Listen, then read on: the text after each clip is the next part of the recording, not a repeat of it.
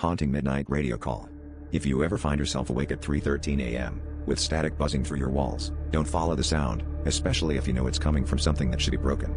Last night, I couldn't sleep, so I wandered into my garage, drawn by the faint glow of the old radio my late uncle left behind. It hasn't worked in years, but when I pressed the cracked power button, it hummed to life, dial stuck on a station I'd never heard, 109.3 FM. The voice on the other end was smooth and familiar in a way that made my skin crawl, as if it had always known my name. The host had a show called Night Owls Anonymous, sharing stories of insomniacs and their midnight regrets.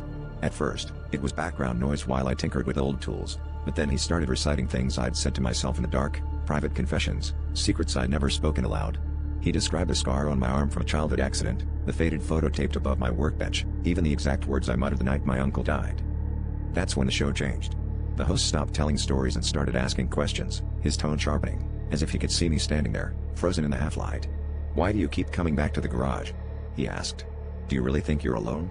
Every time I tried to leave, the static surged, the door refusing to budge, the air thick with the scent of ozone and old gasoline. I screamed for help, but the only reply was his laughter, echoing through the radio and bouncing off the concrete walls. Then the lights flickered and the radio's dial spun wildly, stopping at 3:13 a.m. The host's voice shifted, layered with voices I recognized, my uncle's, my own, distorted pleading. "Stay with us," they begged, "don't turn us off." The last thing I remember was the cold grip of invisible hands pulling me closer to the speaker.